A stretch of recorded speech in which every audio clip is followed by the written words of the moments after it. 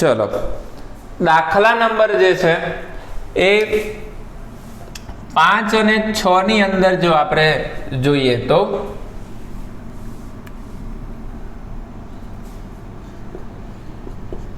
આ રીતે છે. દાખલા નંબર 5 છે અને અહીંયા દાખલા નંબર 6 છે. તો દાખલા નંબર 5 ની અંદર જો અહીંયા શું આપ્યું છે તો કે સૌ પ્રથમ જે છે 2 ઘાત વાળું પદ આપ્યું છે, ત્યાર પછી 1 ઘાત વાળું પદ આપ્યું નથી અને ત્યાર પછી સીધું જ જે છે આપણને શું આપી દીધું છે, અચર પદ આપ્યું છે.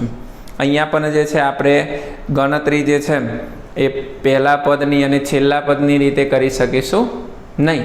અહીંયા શું કરવાનું છે કે કોમન જે છે આપણે કાઢવાનું છે. તો વિદ્યાર્થી મિત્રો ખાસ ધ્યાન રાખો, અહીંયા x નો વર્ગ કેટલી વખત છે? 2 વખત છે. ત્યાર પછી -15 છે. હવે જો હું 15 ને જો ભાગ કરું, અહીંયા આ રીતે જે છે અહીંયા નો વર્ગ છે, તો અહીંયા શું થશે? વર્ગમૂળમાં 15 થશે. શું થશે? વર્ગમૂળમાં 15 અને ફરીથી જે છે વર્ગમૂળમાં 15 થશે. જો આ બંનેનો હું ગુણાકાર કરું તો એ જે છે ગુણાકાર કરું એટલે વર્ગમૂળમાં જે જવાબ મળે છે એનો ફરીથી વર્ગમૂળ કાઢું તો આપણને જે છે પાછા કેટલા મળી જશે? તો કે બસ જે છે 15 પ્રાપ્ત થશે. ઓકે, ચલો. તો અહીંયા જે છે આપણે લખીએ છીએ તો કે t માઇનસ વર્ગમૂળમાં 15 બરાબર 0 અને t પ્લસ વર્ગમૂળમાં 15 બરાબર જે છે આપણને શું મળે છે? તો કે 0 મળે છે. કેમ આવું કર્યું સાહેબ? એક વખત માઇનસ અને એક વખત પ્લસ. તમે આના વિશે જે છે 9મા ધોરણમાં પણ અભ્યાસ કરેલો છે, બરાબર? કે જ્યારે કોઈક સંખ્યાને આવી રીતે ભાગ પાડીએ છે ત્યારે એક સંખ્યા માઇનસ રહે છે અને એક સંખ્યા પ્લસ રહે છે. ઓકે, જેથી કરીને અહીંયા શું થશે? t બરાબર માઇનસ છે, બરાબરની આ બાજુ આવે તો પ્લસ વર્ગમૂળમાં 15 થાય છે અને આ જે સંખ્યા છે પ્લસ છે, બરાબરની આ બાજુ આવે તો માઇનસ વર્ગમૂળમાં 15 પ્રાપ્ત થાય છે. હવે જ્યારે આપણે બહુપદીનું પ્રમાણિત સ્વરૂપ કરીશું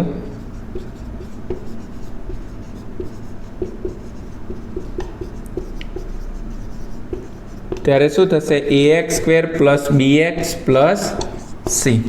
જે અહીંયા શું લખવાનું છે? a ની જગ્યાએ કેટલા આપ્યા છે બેટા? કઈ ના હોય તો કેટલા હોય? અહીંયા 1 હોય.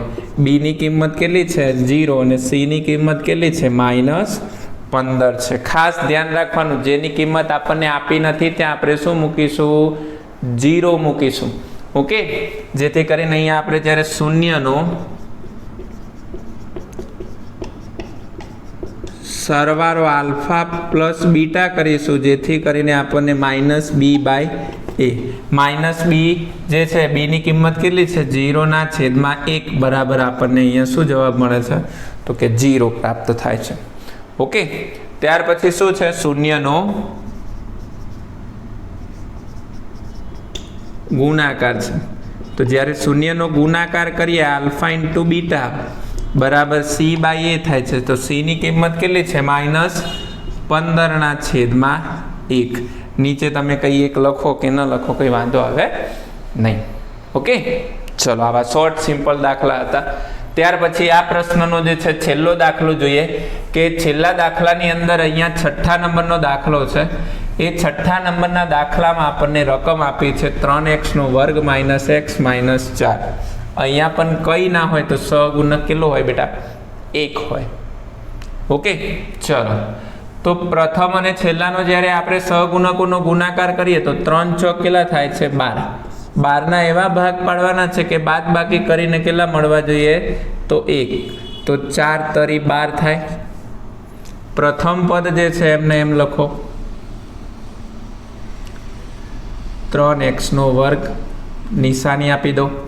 છેલ્લા પદ એમને એમ. હવે જો અહીંયા કેટલા લખવાના છે? તો કે 4x, એનો મતલબ 4 માઇનસ છે અને ત્યાર પછી માઇનસ પ્લસ અને ત્યાર પછી અહીંયા લખવાના છે 3x. માઇનસ પ્લસ માઇનસ 4માંથી 3 જાય તો 1 અને 4 તરી 12 મળી ગયા. ઓકે, ચલો, બેની આપણે અહીંયા જોડી બનાવીશું જેથી કરીને આ 3 છે અને અહીંયા 4 છે. બંને અવિભાજ્ય સંખ્યા છે. 3 છે અવિભાજ્ય સંખ્યા છે જેથી કરીને અહીંયા કોઈ કોમન નીકળતું નથી અને 4 છે બેકી સંખ્યા છે. જેથી કરીને આપણે આવી રીતે એક્સને કોમન કાઢીએ તો 3x વધશે, 2 વખત x એમાંથી 1 વખત x નીકળે તો 1 વખત x વધે, માઇનસ x તો બહાર લાવી દીધો આપણે એટલે અહીંયા વધશે 3x માઇનસ 4. આ 3x માઇનસ 4ને જે છે આપણે શું કરીશું તો કે ફરીથી લખીશું. તો જો 3x માઇનસ 4 આખો કૌંસમાં આવી ગયો છે, જેથી કરીને પ્લસની આગળ કંઈ ના હોય તો આપણે 1 લખી શકીશું. જેથી કરીને 3x માઇનસ 4 બરાબર 0 અને x પ્લસ 1 બરાબર શું થશે 0. માઇનસ 4 છે બરાબરની આ બાજુ આવે તો પ્લસ 4 થાય. ઓકે, હવે જો xને કરતા બનાવો તો 4/3 મળે છે આપણને, પહેલો શૂન્ય મળ્યો છે. જ્યારે અને અહીંયા x બરાબર માઇનસ કેટલા મળે છે 1. આ રીતે જ્યારે બહુપદીનું જ્યારે પ્રમાણિત સ્વરૂપમાં જ્યારે વાત કરીએ છીએ, એનું પ્રમાણિત સ્વરૂપ છે ax² + bx + c છે. જ્યારે a ની કિંમત કેટલી લઈશું આપણે 3 લઈશું, જ્યારે b ની જગ્યાએ કેટલા લઈશું -1 અને c ની જગ્યાએ -4. જ્યારે આપણે શૂન્યનો અહીંયા જ્યારે સરવાળો કરીએ છીએ ત્યારે શું કરીશું આલ્ફા પ્લસ બીટા બરાબર -b/a. માઇનસ એ સૂત્રના છે, b ની કિંમત કેટલી છે -1 અને છેદમાં કેટલા છે 3, જેથી કરીને 1/3 જે જવાબ પ્રાપ્ત થાય છે. જ્યારે શૂન્યનો જ્યારે ગુણાકાર કરીએ છીએ ત્યારે આલ્ફા ઇન્ટુ બીટા બરાબર c/a.